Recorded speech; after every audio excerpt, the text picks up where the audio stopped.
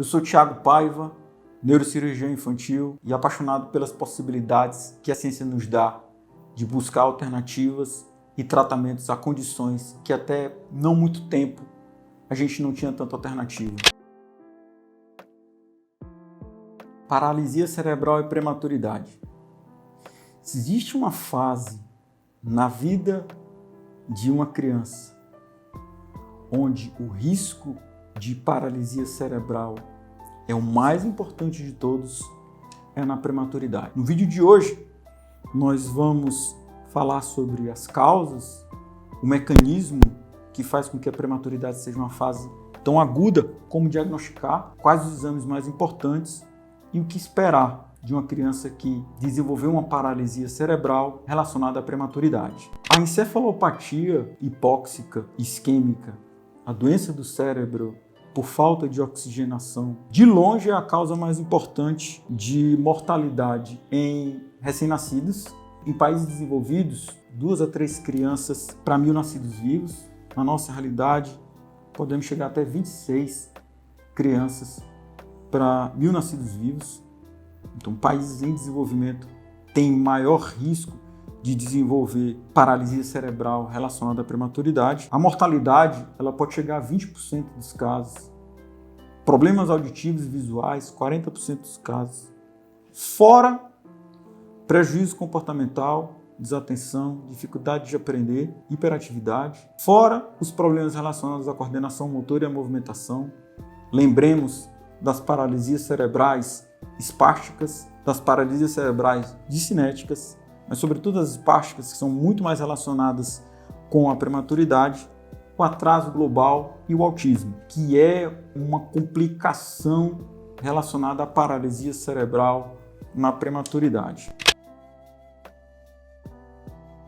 Elas podem se desenvolver de forma aguda ou crônica, depende muito do período pré-natal. Quando uma criança tem, durante a gestação, sobretudo no final da gestação, último trimestre, episódios de hipotensão, baixa de pressão, falta de oxigenação através da placenta, infecções que acometem essa criança, isso pode levar à prematuridade. Problemas perinatais, ou seja, relacionados a fechamento do cordão umbilical, insuficiência da circulação sanguínea, placentária, de forma muito abrupta, a rotura uterina, isso também faz com que a baixa de oxigenação nessa criança prematura aumente muito a chance de paralisia cerebral e as pós-natais. Quando a criança nasce, tem alguma infecção muito grave, parada cardiorrespiratória, isso também numa criança prematura, aumenta demais a chance de paralisia cerebral. E a prematuridade ela está relacionada à paralisia cerebral porque esse cérebro ele não é maduro ainda o suficiente. Existe uma matriz que ela está no centro do cérebro. No centro do cérebro, ao redor dos ventrículos, existe uma matriz chamada de matriz germinativa. Essa matriz, ela só se desenvolve depois de 34, 36 semanas de gestação. O problema dessa matriz germinativa é que a circulação arterial do cérebro, o sangue que chega no cérebro, ele chega pelo centro do cérebro, inicialmente. E a partir daí, ele vai sendo distribuído para a periferia, do centro em direção ao córtex, numa época da gestação que o cérebro também aumenta progressivamente de tamanho, só que não está acostumada, ela ainda não tem o controle sobre a quantidade de sangue que entra no cérebro, porque quem dá esse controle normalmente é a placenta junto com a mãe.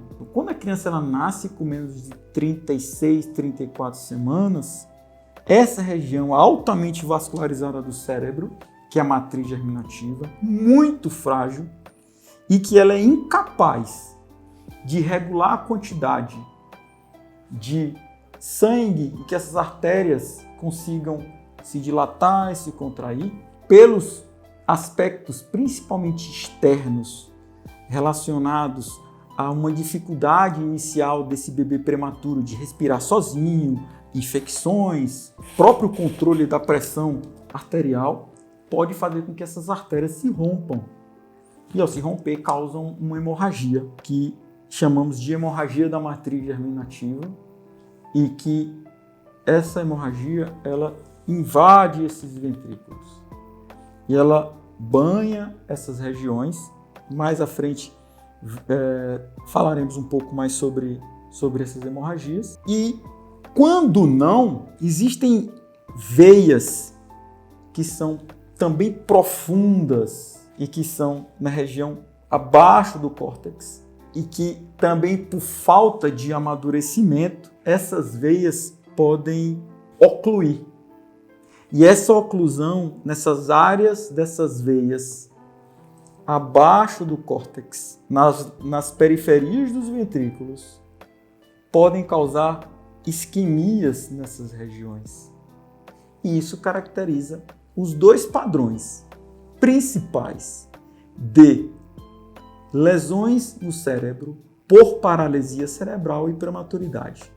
Essa particularidade da falta de controle sobre a matriz, a quantidade de sangue que entra pela matriz germinativa e a quantidade de sangue que sai através das veias profundas e subcorticais do cérebro, periventriculares terminais, que nós falamos periventriculares, dentro dos ventrículos terminais, causam os dois tipos de padrão de lesão.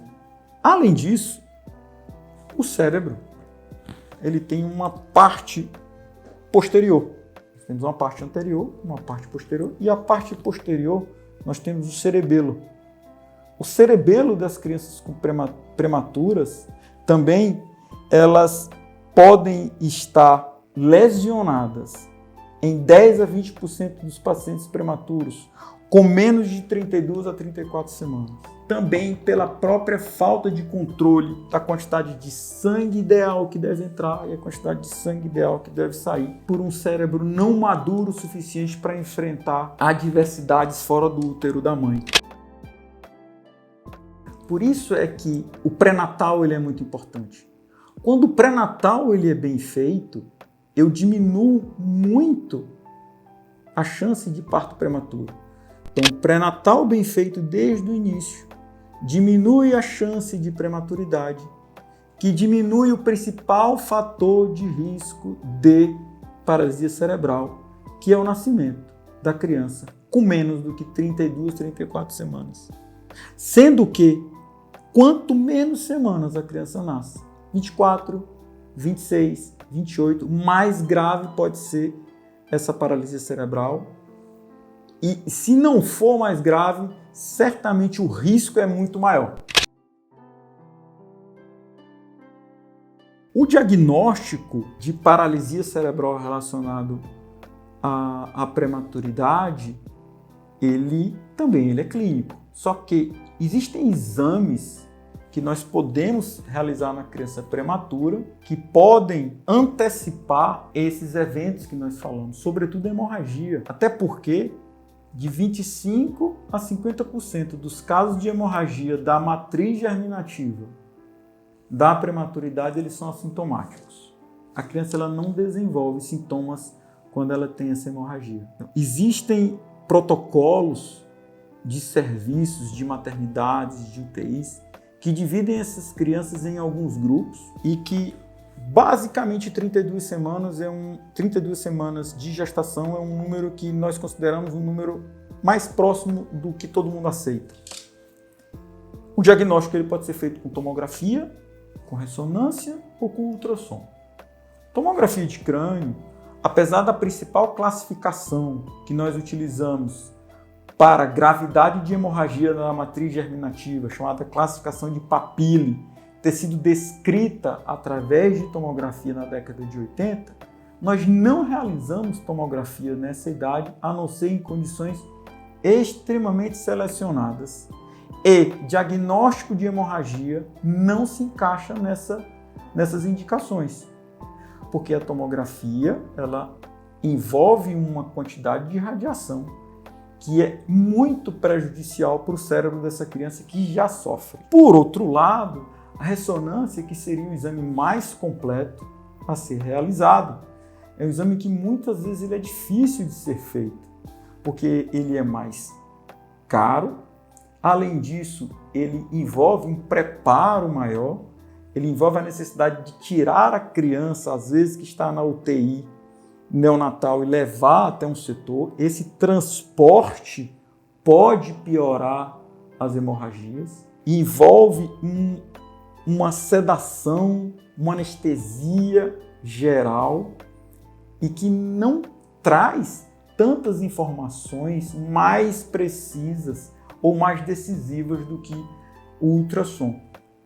Sobre a ressonância, tem um estudo muito interessante que a ressonância, ela, apesar de não ter sido decisiva no prognóstico das crianças naquele momento ainda, ou seja, a ressonância quando a criança está na idade do termo, ou seja, ela nasceu prematura e ela fez uma ressonância na idade do termo, apesar desse exame não trazer informações sobre o prognóstico, ele diminui a ansiedade da mãe. Então, é um estudo que mostra o quanto que a paralisia cerebral e especialmente a prematuridade, ela impacta diretamente sobre a capacidade dos cuidadores de reagir diante das incertezas e das dificuldades que a criança vai ter ao longo da vida. Saber qual tipo de paralisia cerebral a criança vai desenvolver, se vai ser uma paralisia cerebral mais grave, menos grave, se ela vai ter mais dificuldade, menos dificuldade, isso é muito importante. E a cada dia nós tentamos lançar escalas e protocolos que a gente consiga ter essa resposta. Porque saber o que nos espera ajuda muito na hora de lidar com o que vai acontecer. Só que o grande exame, e é o principal de todos, para ser realizado na prematuridade, para diagnóstico das hemorragias, da matriz germinativa ou dos infartos, das isquemias, das veias profundas periventriculares, é o ultrassom transfontanelar. O ultrassom no bebê, na própria UTI ou na própria enfermaria, existe um tipo de ultrassom que, através da fontanela anterior, da muleira, utiliza-se um transdutor e que nós podemos ver como está a estrutura anatômica dentro do crânio, sem precisar expor a criança à radiação, sem precisar tirar a criança do ambiente onde ela está, e que pode ser repetido várias vezes. Ele pode ser repetido sem nenhum tipo de prejuízo, diariamente, se for preciso. O ultrassom transfontanelar é o principal exame relacionado ao diagnóstico das complicações cerebrais referentes à prematuridade dentro do hospital e enquanto a fontanela anterior estiver aberta. A classificação de Papille, que foi descrita anteriormente para a tomografia, hoje nós utilizamos ela adaptada para o ultrassom transfontanelar. E na série de vídeos sobre hidrocefalia, nós teremos a oportunidade de falar especificamente sobre essa classificação de Papille, porque a sua importância ela está em 2 pontos. Um é saber o risco de hidrocefalia.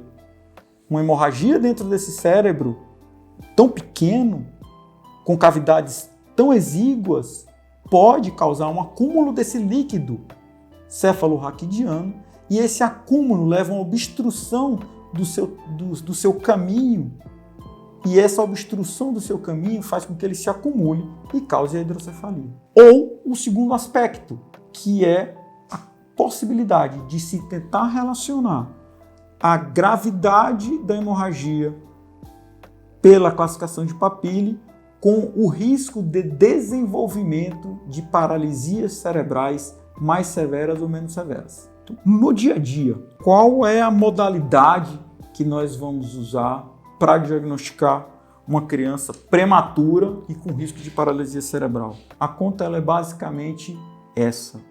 Tem 32 semanas? Não tem 32 semanas ainda? Ela deve fazer um ultrassom transfontanelar normalmente dentro da primeira semana. As hemorragias da matriz germinativa, elas acontecem mais comumente dentro dos primeiros 7 a 14 dias. E depois, esse ultrassom ele deve ser repetido entre 4 a 6 semanas. Por quê?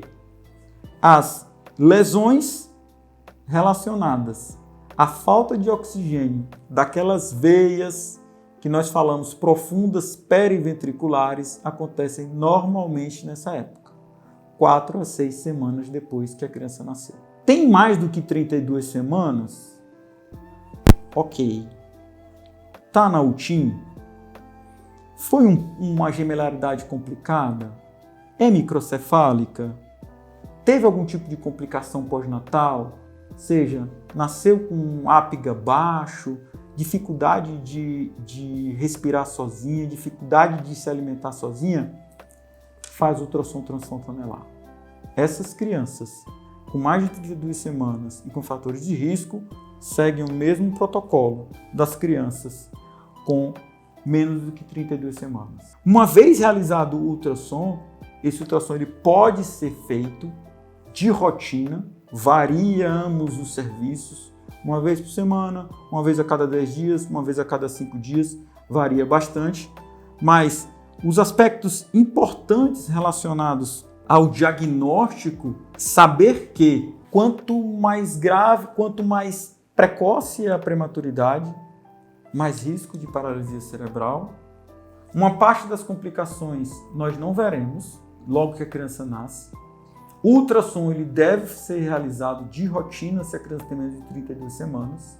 E quanto mais informações nós pudermos ter sobre o desenvolvimento inicial e as complicações iniciais da prematuridade, melhor ao tratar a criança com paralisia cerebral. São poucas as estratégias que podem prevenir paralisia cerebral e prematuridade. Os estudos eles não são definitivos. Existem algumas medicações, muito poucas, sulfato de magnésio, corticoide, que podem ajudar a evitar a lesão cerebral secundária à prematuridade.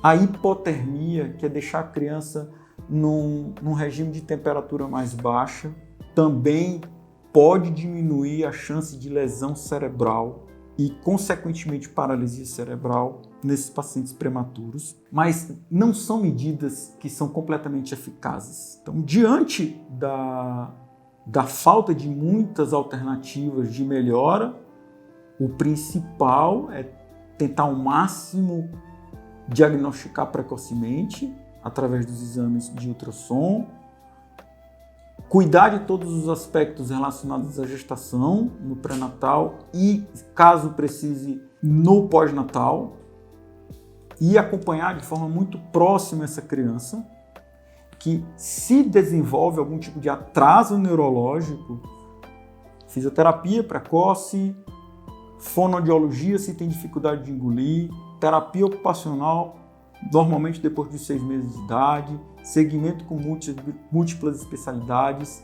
Assim, é um cenário que não é dos mais simples, mas que, quando feito de forma adequada, quando começado muito cedo, pode trazer resultados muito benéficos e surpreendentes no desenvolvimento dessas crianças.